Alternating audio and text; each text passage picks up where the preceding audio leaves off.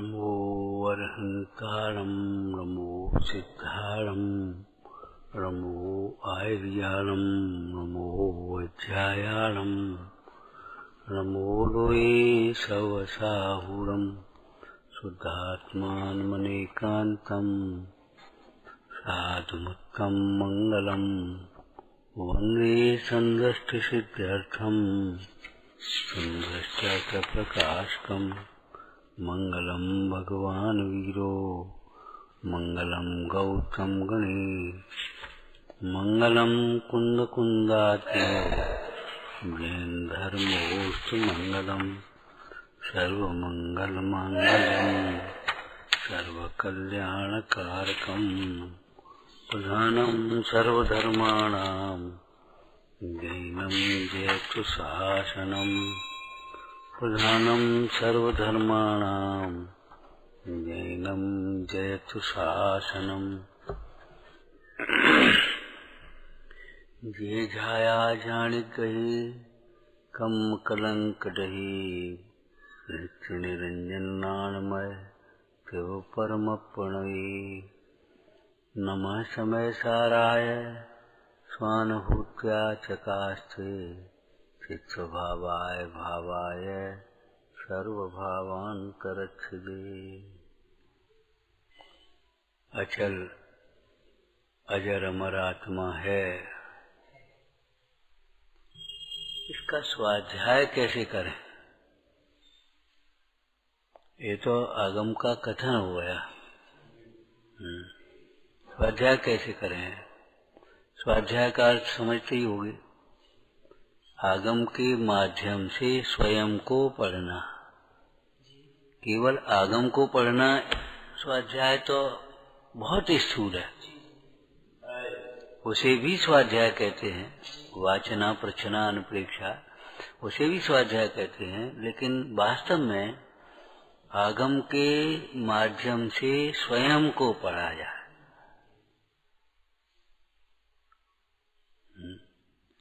जैसे पाप कर्म के उदय में शरीर में रोग होता है, इसका स्वाध्याय कैसे करेंगे? ये आगम कथन है। जब रोग हो तो ये पाप कर्म के उदय का फल है, ऐसा जानकर समता रखना चाहिए। ये स्वाध्याय होगा। उस स्वाध्याय का फल समता है। एक द्रव्य दूसरे द्रव्य का कर्ता नहीं है, यह आगम का कथन है। इसका स्वाध्याय कैसे करें? जब कोई अपना सहयोग न करे, अपन ने कुछ बात कही और किसी ने नहीं मानी, तो भाई एक द्रव्य दूसरे द्रव्य का कर्ता नहीं है, ऐसा विचार करके समता रखे।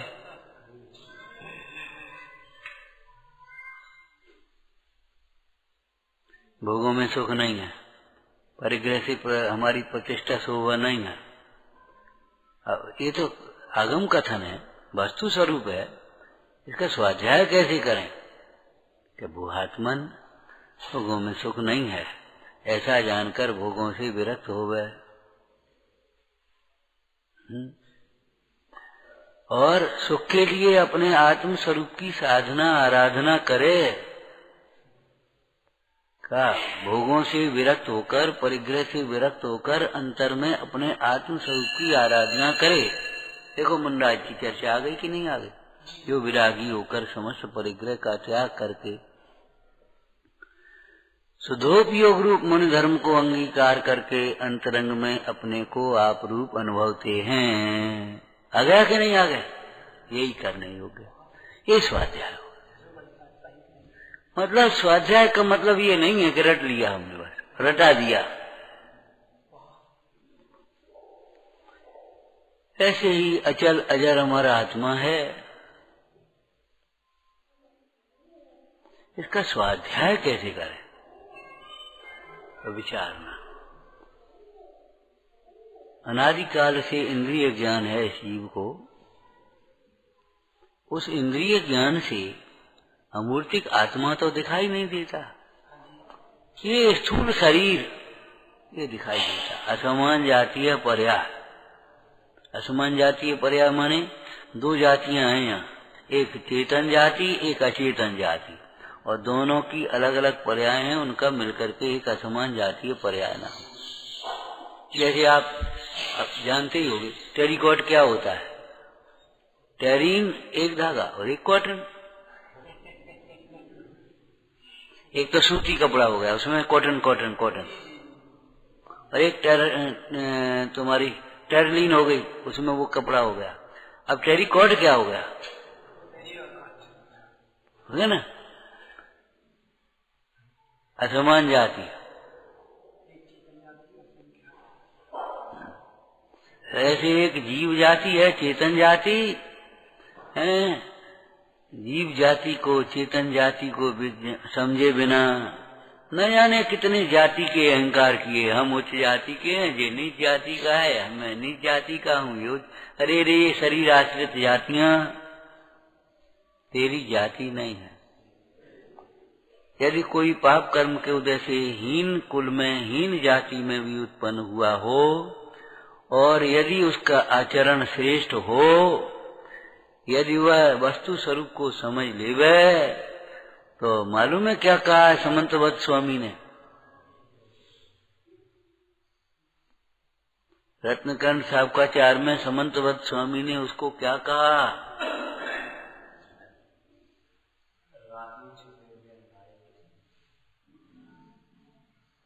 उसे भी देव जैसा कहा है, श्रेष्ठ कहा।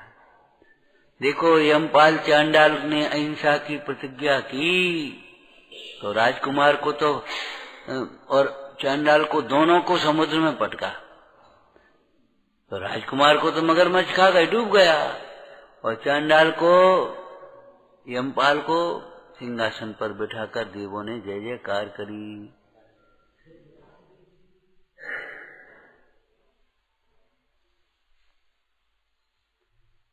जो केवल चाहे जैसा प्रवर्तन करते हुए, चाहे जैसी प्रवर्तन जब कहा जाए, तो मान्यता और ज्ञान दोनों अंतर्गर्भ समझ लेना चाहिए।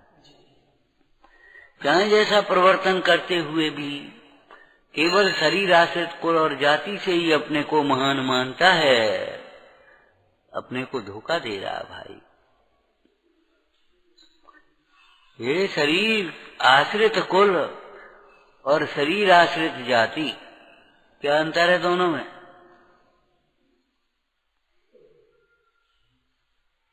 ऊपर को देखते हो, परिभाषा करो ना। माता के पक्ष को जाति कहेंगे और पिता के पक्ष को कुल कहेंगे। जाति मद और कुल मद है उसमें, तो वो जाति और कुल आश्रित ही अपने को महान मान बैठा। अरे भाई, आत्मा महान अपने गुणों से होता है, स्वभाव से महान है। और स्वभाव को समझकर जब जीव स्वाभाविक गुण प्रकट करता है, तब वह महान होता है। पर्यार्थिक नहीं, स्वभाव से महान है, और जब स्वभाव को समझकर अपने आत्मिक स्वाभाविक गुणों को प्रकट करता है। क्या है स्वाभाविक गुण? सम्यक ज्ञान, चारित्र, चारित्र में अहिंसा, सत्य, आचौर्य, ब्रह्मचर्य और अपरिग्रह, अथवा क्षमा, मार्दव, आर्जव, सत्य, शौच, संयम, तप, त्याग, किंचन, ब्रह्मचर्य। स्वाभाविक गुण है आत्मा के। यही पहले दिन क्या कहा था, दशरक्षण के पहले दिन दोपहर में, यही मानवीय गुण है, यही दैवीय गुण है, और यही आत्मिक गुण है। इन गुणों के बिना मानव कहलाने लायक नहीं है। क्रोध के आवेश में शैतान हो जाता है, क्रूर हो जाता है। अहंकार के कारण ये आदमी नहीं रह पाता। न जाने कैसे दुर्व्यवहार करने लगता है, कैसे बोलने लगता है, कैसे चलता है, कैसे खाता पीता है, कैसी अनर्गल प्रवृत्तियां करता है, काहे के अहंकार के वशीभूत होगा।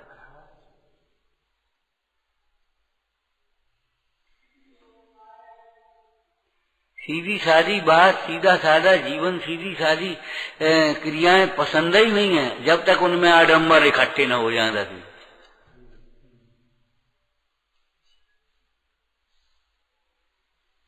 तब तक इनको लगता ही नहीं है कुछ है। और उन पाप के कार्यों में, आडंबरों में पैसा पानी की तरह पैसा बहाएगा, अपनी शक्ति बुद्धि को बर्बाद करेगा। अहंकार के वशीभूत होकर के ही तो नाना प्रकार की कुरीतियां फैल रही हैं।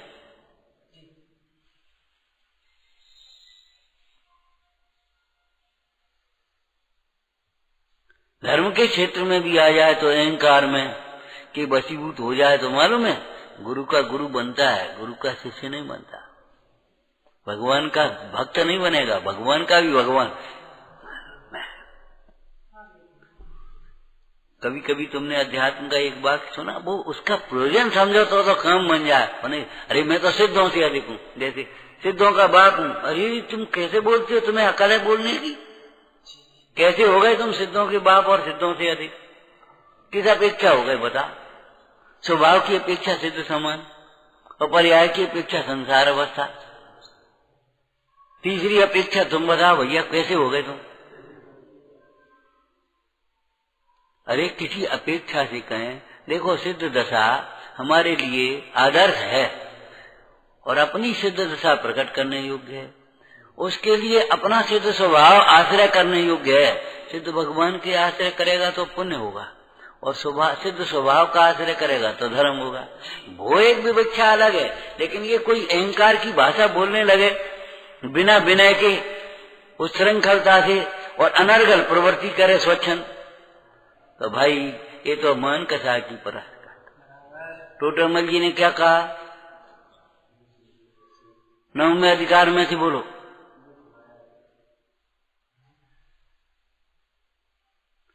देवसास गुरु के प्रति तुझे श्रद्धा नहीं, भक्ति नहीं, आदर विनय नहीं, योग्य प्रवृत्ति नहीं है, तत्वों की तुझे हे उपाधि की कुछ खबर नहीं, और बस मैं तो एक चैतन्य भाव, मैं तो सिद्ध स्वभाव, मैं तो मुक्त स्वरूप त्रिकाल। बस ऐसा सोचने के पश्चात तू कहने लगा और अपने को सम्यक दृष्टि मान लिया। तो टोटरमल जी क्या कहते हैं बोलो? सो सब चतुराई की बातें हैं। नंबर 1, नंबर 2 बोलो, मानाधिक कसाय के साथ। ये तू नहीं बोल रहा, तेरा अभिमान बोल रहा है। क्या रे क्या कर रहा? ये अभिमान बोल रहा तेरा। ऐसे शब्द आदमी नहीं बोल सकता।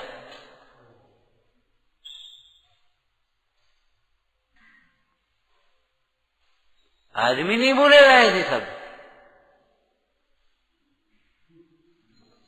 कोई जानता भी है कि वैसे ही बैठ गया यहाँ अभिमान बोलता है, ये कोई ज्ञानी नहीं बोल सकता, ये कोई धर्मात्मा नहीं बोल सकता ऐसे।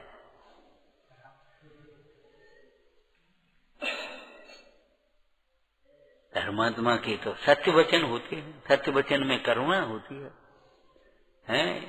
वैराग्य होता है, विनय होती है, सरलता होती है। क्रोध आदि कसायों की तीव्रता मनुष्य को मनुष्य नहीं रहने देती। देव और भगवान तो बहुत दूर की बात है। इसलिए इन क्षमादिक भावों को, जब व्यवहार क्षमादिक भाव होते हैं तब मानवीय गुण कहे जाते। ये मानवीय गुण है। नीति में पड़े न, क्षमा बड़न को चाहिए, छोटन के उत्पाद और विनय छोटन को चाहिए। तुम्हारे ऐसी तरह के मता विचार करो। जीवन में सरलता, सादगी, संतोष चाहिए।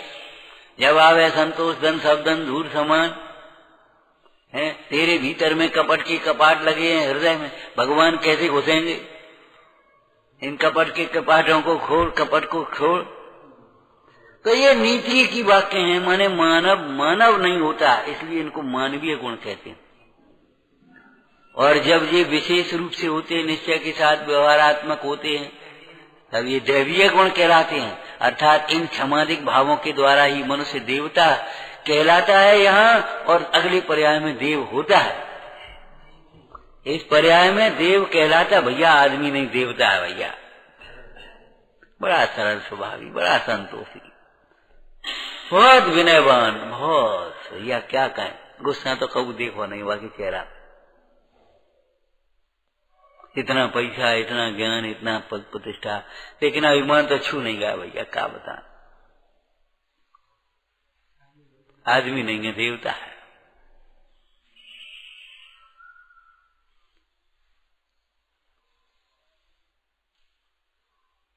और परमार्थ क्षमादि के द्वारा ये जीव भगवान बनता है। निश्चय क्षमा, वीतरागी भाव रूप क्षमादिक भाव, निश्चय क्षमादिक भाव, उनके द्वारा यह जीव भगवान बनता है। इसलिए आत्मिक गुण है, आत्मा के आश्रय से प्रकट होते हैं। एक चर्चा की थी महावीर स्वामी के चर्चा से, बताओ सिंह का स्वभाव कैसा है? आप कहोगे क्रूरता है, हम कहेंगे नहीं है। क्रूरता तो पानी में अग्नि के संसर्ग से आ जाने वाले दोष के समान है। पर्यायगत कर्मोदय जनित औपाधिक भाव है क्रूरता। सिंह का स्वभाव क्रूरता होता तो विचार करो, वही सिंह सम्यक दर्शन कैसे प्राप्त करेगा? कोई क्रूर जीव सम्यक दर्शन प्राप्त करने का पात्र है?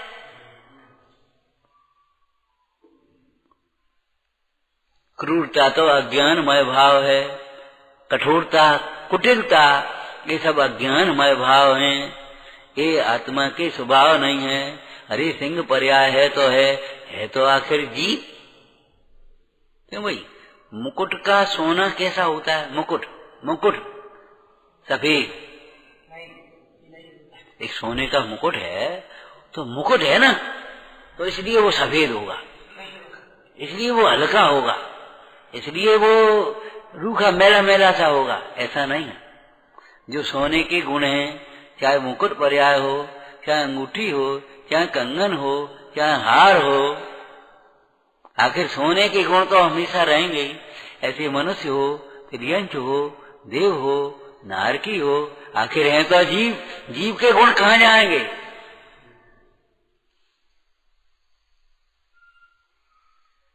जीव अजीव अधिकार में एक गाथा है, उसके साथ में फिर एक कलश से दृष्टांत दिया। घृत कुंभा विधाने पी कुंभो घृतमय न चेत है। टीका में दिया, जो जीव पहले घड़े में सामान रखते थे, माटी के घड़े थे, स्टील के बर्तन थोड़े थे, तो घरों में सामान रखते, घड़े में घी रखते थे, घड़े में अपने शक्कर वक्कर भर देते, और तो और घड़े में कपड़ा रख देते। गरीब घर में पानी के घड़ा भी उतर गया, उनमें सामान दरवे काम आएगा, 10-10, 20-20 घड़ा लगेगी। तो घी का घड़ा वो जानता है। तो उसको समझाया कि सुन भाई, जो ये घी का घड़ा है,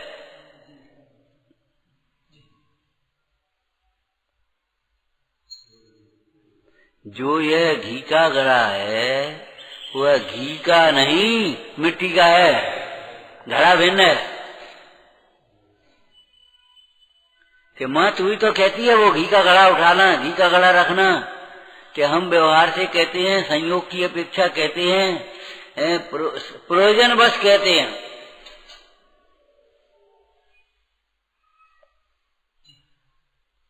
घी का घड़ा वास्तव में घी का नहीं है। तुमने व्यापार देखा घी का? अब चलो डिब्बा सही, कैसे तोलेंगे? डिब्बे सहित तोल दिया है, और फिर बाद में डिब्बे का वजन काट दिया। तभी तो घी का इसी कोई डिब्बे का भाव थोड़ी उसमें जोड़ेंगे। इसीलिए तो हमने आपको एक दृष्टांत सुनाया था आज की व्यवस्था से। बोलो, पॉलीथीन की जो थैलियां आती हैं उनका भाव क्या है? यदि बस सब्जी के साथ में है तो सब्जी के भाव, और बादाम के साथ में है तो बादाम के भाव। ऐसे ही आपकी परिणति किनके साथ है? संगत ही गुण उपजय, संगत ही गुण जाय, बांस फांस और मिसरी एक ही भाव बिका है।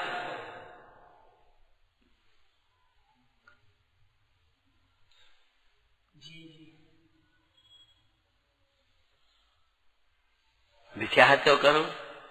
तो कहा घी का घड़ा घी का नहीं मिट्टी का है।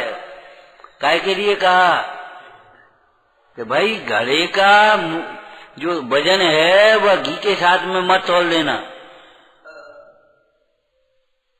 कभी कभी ये हलवाई लोग काम करते हैं, अपने मिष्ठान वगैरह बनते हैं, उन्हें कितने डाल दें? एक बोरी डाल दो, एक कट्टा डाल दो। घी कितना डाल दें? उन्हें एक टीन डाल दो।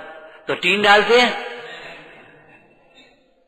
और कोई डाल दे कहे तुमने ही तो कही थी कि तुझे सुनना नहीं आता, तू नए विभाग नहीं जानता भैया, कि तुम हमने कहा था एक बोरी डाल दे, तो बोरी थोड़ी डालनी, शक्कर डालनी है, टीन थोड़ी डालना है, घी डालना है।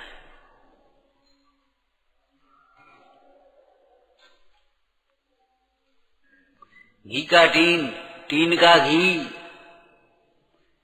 ये व्यवहार न्याय के कथन है।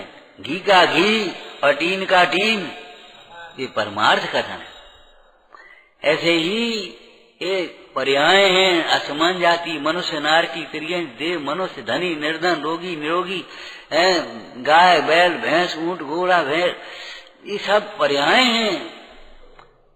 इनमें मूल तत्व तो जीव है। उस जीव का स्वभाव क्या है? जीव का स्वभाव ज्ञाता दृष्टा है। किसी जीव का स्वभाव क्रोध नहीं है, क्यों? स्वभाव का कभी अभाव नहीं होता। अगर क्रोध अगर स्वभाव होता तो उसका अभाव कभी नहीं हो सकता। भले क्रोध के समय भी क्रोध जीव का स्वभाव नहीं। तो क्रोध तो देखा जाता है जीव में, यहाँ देखा जाता ना, वो स्वभाव से दूर होने के, विमुख होने के कारण होने वाला वैभाविक परिणाम है।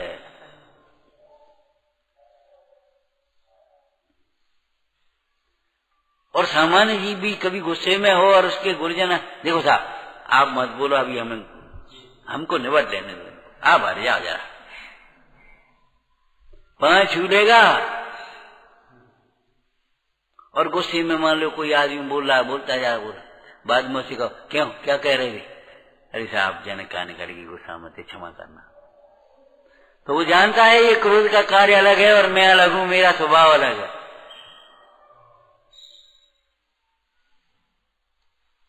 पर्याय में और द्रव्य में शास्त्रीय भाषा से देखो, कथनचित भेद है, सर्वथा भेद नहीं,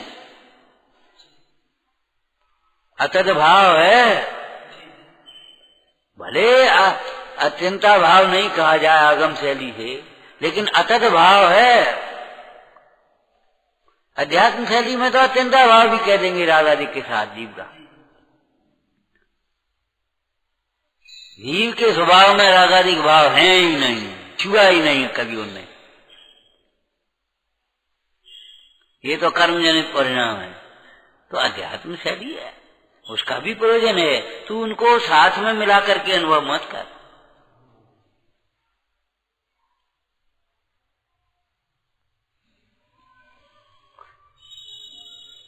तो स्वाध्याय करने की विधि ये है कि उस कथन को अपने से जोड़ें। यदि हम अपने से नहीं जोड़ रहे और वैसे ही चर्चा कर रहे हैं तो वो तुम्हारी तर्क वितर्क हुआ, वो पंडिताई है, वो तुम्हारा अध्ययन है, पढ़ना लिखना। स्वाध्याय तो नहीं कहा जा सकता। स्वाध्याय से तो समाधि होती है। समाधि माने मोह राग द्वेष से रहित शांत परिणाम होते हैं।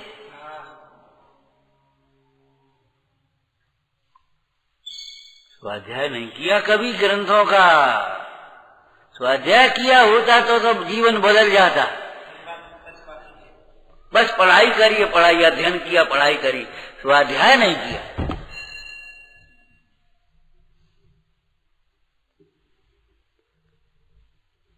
तो जो अचल अजर अमर आत्मा है, इसका स्वाध्याय कैसे करें? कि हम मानते थे ये तो दिखाई देता है और आत्मा जाने कहाँ है, समझ में नहीं आती। कहाँ मिलेगा? चलो कहूं पहाड़ पे चलो, तीर्थ पे चलो, खोजो शास्त्र में मिल जाए। कहूं चलो भाई तपस्या करो। अरे आत्मा के जाने बिना तीर्थ कहाँ से आएगा? तीरथ तीरथ हैं, सब फिरे तीरथ लखे न को। तीरथ तो घट में थिर भये सो तिर गए, अथिर तिरे कहूं ना। जो स्थिर हो गए अपने स्वरूप में, वे ही तिर गए हैं भव समुद्र से। आज बाकी तीर्थ बाहर में नहीं है। बाहर के तीर्थ भी कहे जाते, वो व्यवहार न का कथन है। जहाँ से तेरे हैं वो क्षेत्र भी तीर्थ हैं, जिस समय तेरे वो काल भी तीर्थ है, जिस भाव से तेरे वो रत्नत्रय भी तीर्थ है। लेकिन परमार्थ से शुद्धात्मा तीर्थ है। लेकिन शुद्धात्मा में जो लीन होता है वही तीर्थता है। शुद्धात्मा में को समझे बिना कोई जीव संवेद शिथिर से भी नहीं तीर्थता। गिरनार से भी नहीं तीर्थता। और शुद्धात्मा में लीन होने वाले ढाई दीप में क्या कहीं से तिर जाएंगे। एक सुई बराबर जगह नहीं है जो ढाई दीप में, जो जहां से भगवान मोक्ष नहीं गए हो। क्यों? 45 लाख योजन का ढाई दीप और 45 लाख योजन की, और सीधे जाते हैं और सब बारी है। ऐसा तो नहीं सड़क सड़क के बैठ के जी आएगा तो नहीं सड़क जा, ऐसा तो है नहीं। तो गए ना, जलगता सिद्धा, थलगता सिद्धा, गगनगता सिद्धा, नवगता। जो जहां अपने स्वरूप में रमा है, पूर्ण लीनता को प्राप्त हुआ, वहीं से तिर गए। तो बाल बोध में ऐसी चर्चा कर दी। क्यों भैया? भगवान आदिनाथ कहां से मोक्ष गए? बेटा बताओ ना, कहां से गए? वैसे ही बैठ के ही बताओ। कौन क्लास है? कैलाश पर्वत से। ठीक है, कैलाश पर्वत से सिद्ध गए। तो हमने पूछा क्यों भगवान ऋषभदेव कैलाश पर्वत से ही सिद्ध क्यों गए? क्यों मोक्ष क्यों गए और कहीं से क्यों नहीं चले गए? अरे सब जगह एक ही जगह, सब तीर्थंकर एक ही जगह से जाते। जब 20 तीर्थंकर संवेद शिखर से गए तो इस 4 को कहा हो? अरे बेहू वहीं से चले आते। एक ही जगह सबके दर्शन वंदना हो जाती। अब वहां जाओ, वहां जाओ, वहां जाओ, भैया समझ। भगवान महावीर पावापुर से क्यों गए? नेमिनाथ स्वामी गिरनार से क्यों गए? और बासपुर भगवान चंपापुर ने इतनी अच्छी लगी 5 कल्याण को वहीं से। कि बात अच्छे और बुरे की नहीं है बात। थिर भये सा तिर गए। अयोग अवस्था में ऋषभदेव स्वामी कैलाश पर्वत पर स्थिर हो गए तो वहां से तिर गए। महावीर स्वामी पावापुर में थिर हो गए तो वहां से तिर गए।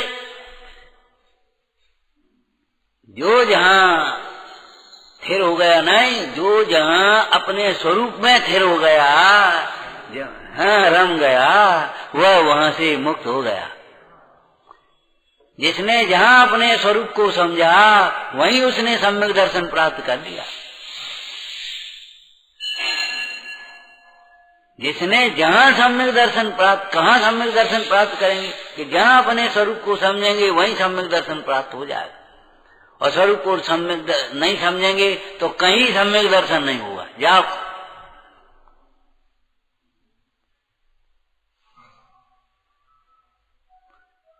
तो जो ये आत्मा है, ओह हम तो कल्पना कर रहे थे जाने कहाँ मिलेगी। है इसका नाम स्वाध्याय। मन ये निर्णय करे भीतर है। कहा था ना, आत्मा देह से बाहर है नहीं और देह में है नहीं।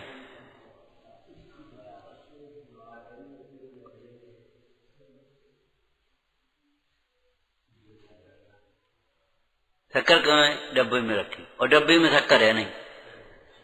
डब्बे में शक्कर हो तो खत्म कहाँ हो गए? डब्बे में शक्कर तो रखी गई और निकाली आएगी। लेकिन डब्बे में रखी है तो डब्बे में रखी है ऐसा कहा जाता है। लेकिन डिब्बे में शक्कर है क्या? शक्कर शक्कर में है, डिब्बा डिब्बा में है। देह में आत्मा है, देह में देह है, आत्मा में आत्मा है। देह में आत्मा नहीं है और आत्मा में देह नहीं है। दोनों का द्रव्य क्षेत्र काल भाव अलग अलग है। दोनों की सत्ता न्यारी है, स्वरूप न्यारा है और परिणमन भी न्यारा है। देह के जन्म से आत्मा का जन्म नहीं हुआ, आत्मा कहीं दूसरी जगह से आया है। और देह के नाश से आत्मा का नाश नहीं होगा, आत्मा दूसरी जगह चला जाएगा। इसलिए हमने आपको कहा था मरण माने ट्रांसफर, जन्म माने ज्वाइन कर दिया।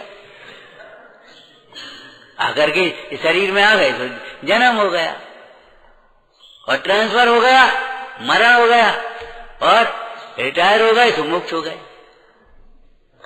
अब जबरन राग से फंसे रहो तो फंसे रहो।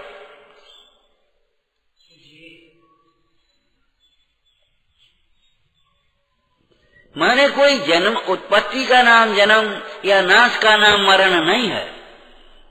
जो ये अचल अजर अमर आत्मा है, ओहो, अब स्वाध्याय क्या होगा इसका? वह मैं ही तो हूं। और जो ये अजर अमर आत्मा है वही मैं हूं। अब दोनों को एक वाक्य में बोलो। जो यह अचल अजर अमर ज्ञानमय आत्मा है, आनंदमय आत्मा है, वही मैं ही हूं।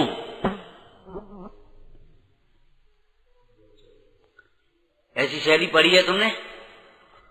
समय सार जी में ही मोक्ष अधिकार में शुद्धम चिन्मय नेकमेव आया है। सिद्धांत हो मुदात चित्त चरते हैं।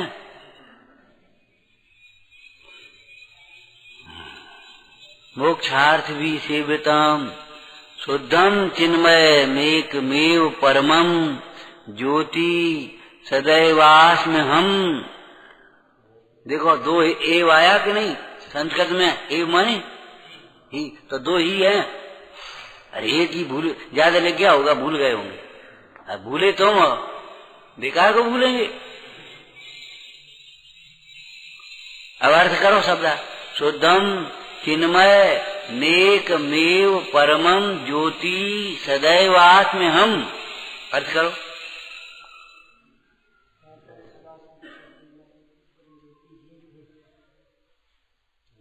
तो एक जगह तो लगा दिया, जगह ही लगा दिया। शुद्ध चिन्मय, शुद्धम चिन्मय नेक मेव परमम ज्योति है। और सदैव, सदैव माने सदा ही। तो शुद्ध चिन्मय एक परम ज्योति ही सदा ही हूं। मैं शुद्ध चिन्मय पर एक परम ज्योति ही सदा ही हूं। अब एक एक बार विशेषण में इसको अलग अलग लगाने। मैं ही शुद्ध हूं और मैं शुद्ध ही हूं। क्या कहा? ये अशुद्ध, मैं ही शुद्ध हूं। ये जो शुद्ध तत्व है वो कोई और नहीं है। क्या कहा? जैसे ये चर्चा है, जब शुद्धात्मा कहा जाता है, जैसे घी के दृष्टांत में है ना, जब मिट्टी का घड़ा कहा जाता है तो वो बालक किसी कोरे दूसरे घड़े को समझता है घी का घड़ा, ये तो घी का घड़ा है, मिट्टी का घड़ा कोई और है, कोरा घड़ा। जबकि उस पिता को बताना ये है यही घड़ा मिट्टी का है, इसी का वजन काटना है, इसी को घी के साथ में नहीं भोगना है, कढ़ाई में नहीं डालना है। कौन सा घड़ा? कोई दूसरा घड़ा नहीं मिट्टी का जिसमें घी नहीं है। जिसमें घी रखा है वही घड़ा घी का नहीं मिट्टी का है। ऐसे ही जब शुद्ध आत्मा की चर्चा चलती है तो कोई दूसरा आत्मा समझता है जो द्रव्य कर्म नो कर्म से भाव कर्म से रहित सिद्ध दशा को प्राप्त आत्मा को शुद्ध आत्मा समझता है। परंतु आचार्य कुंद कुंज स्वामी यहाँ तुझे इस शरीर में विराजमान, शरीर से न्यारे, कर्म से संयुक्त, कर्म से न्यारे, रागादिक रूप परिणमित, रागादिक भावों से न्यारे, एक ज्ञाता दृष्टा मात्र, ज्ञायक मात्र आत्मा को भगवान शुद्ध आत्मा बताना है। तो महाराज हमारा आत्मा शुद्ध है, हम शुद्ध हैं, तो फिर अशुद्ध कौन है? कि तेरी दृष्टि अशुद्ध है, तेरी परिणति अशुद्ध है। कौन सी दृष्टि, कौन सी परिणति? जो अपने से विमुख है, जो अपनी सत्ता को, अपने स्वरूप को नहीं स्वीकार कर रही, जो पर की सत्ता और पर के स्वरूप को अपना स्वरूप मान रही है, वह तेरी दृष्टि अशुद्ध है। कहा था, याद है तुम्हें? देखो, मिथ्या दर्शन, मिथ्या ज्ञान, मिथ्या चारित्र पढ़े हैं? मिथ्या वस्तु पढ़ी है कहीं?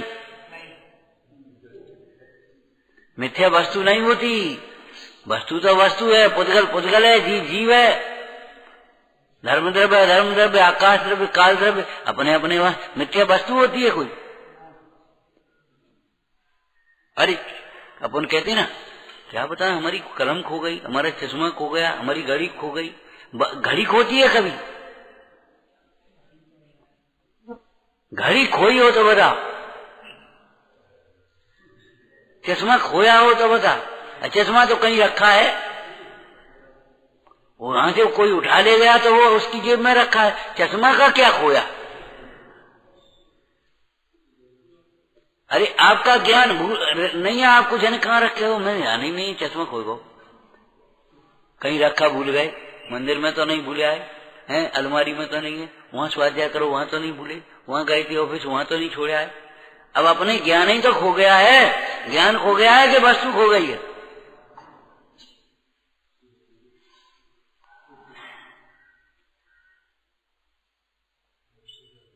वस्तु तो वस्तु में है, वस्तु क्या क्या खोएगा? यदि आत्मा तो आत्मा है, आत्मा क्या खोएगा? आत्मा मिथ्या नहीं होता।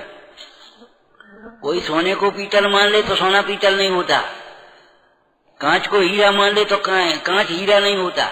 ऐसे कोई अचेतन को चेतन मान ले तो अचेतन चेतन नहीं होता, और कोई चेतन को अचेतन मान ले, जड़ मान ले तो चेतन जड़ नहीं होता।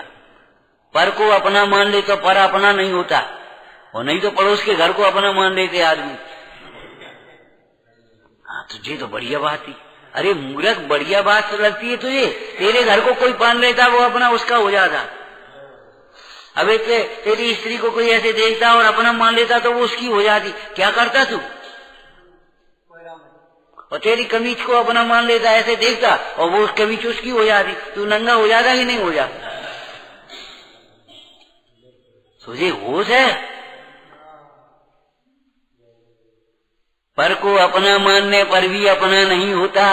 जग में जिसको निज कहता वह मैं छोड़ मुझे अपना नहीं होता भाई। हे को उपादेय मानने पर भी हे उपादेय नहीं होता। जहर को अमृत मान करके पीने से भी मरण होता है, अमर नहीं होते। ऐसे भोगों में सुख मान करके भी भोगों में प्रवृत्ति करता है तो यह जीव दुखी होता है, सुखी नहीं होता। क्यों? वस्तु का स्वरूप किसी की अपेक्षा नहीं रखता। वस्तु तो वस्तु है।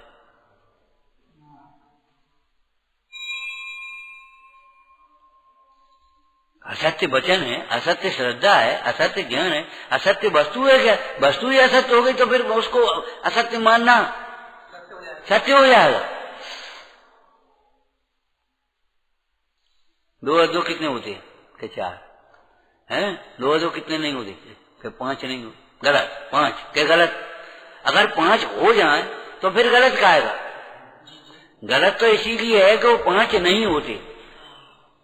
कोई 100 बाल बच्चे भी मिल करके कहें पांच होते हैं तो अभी पांच नहीं होंगे। अगर अध्यापक भी कहने में भूल जाए कभी और कह बैठे पांच, तो अभी पांच नहीं होंगे। किताब में भी अगर गलत छप या प्रिंटिंग मिस्टेक हो जाए तो अभी वे पांच नहीं होंगे।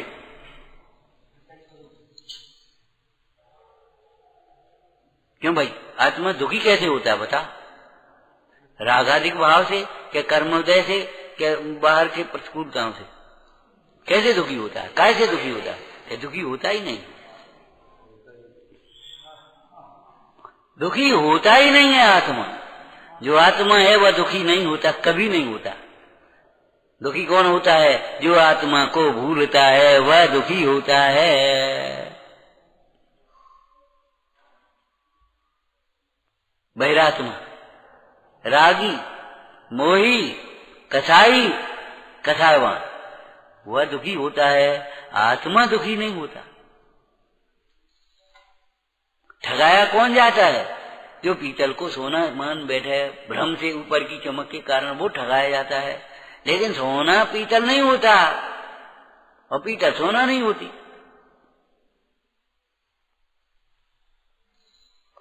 तो स्वाध्याय समझ में आया ना क्या? जो ये अचल अजर अमर आत्मा है वह ही मैं हूँ, ये मैं नहीं हूँ। और ये आत्मा कोई दूसरा नहीं है, वो आत्मा मैं ही हूँ।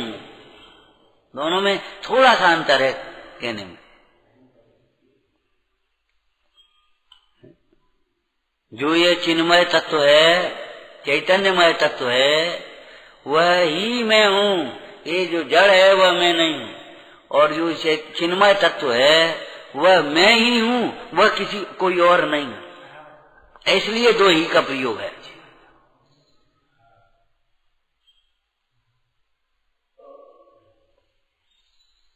ऐसी है कि आकार करने से, अंतर से आकार, आकार माने स्वीकार, आकार माने स्वीकार है। तो ऐसी है कि आकार होने का नाम सम्यक दर्शन है। जब अंतर से स्वीकार हो जाके हाँ, जब तक ये पढ़ करके सुन करके हाँ करता है तब तक नहीं सम्यक दर्शन, तब तक तो पुण्य भाव है, शुभ भाव है। जब वह अनुभूति पूर्वक यह आत्मा ही मैं हूँ बस ये समझता है, उस समय समझो ये सम्यक दर्शन। और उसी समय जो ज्ञान है उसका नाम सम्यक ज्ञान है। और ऐसा सम्यक दर्शन, सम्यक ज्ञान होने पर जो पर से विरक्तता आ जाती है, उदासीनता आती है और ऐसे स्वरूप में लीनता, मग्नता होती है, उसका नाम सम्यक चार्थ है। और इतना ही मोक्ष मार्ग है। विचारना। सहजानंदी शोध स्वरूपी अविनाशी में आत्म स्वरूप। सहजानंदी शोध स्वरूपी अविनाशी में आत्म स्वरूप। सहजानंदी शोध स्वरूपी अविनाशी में आत्म स्वरूप।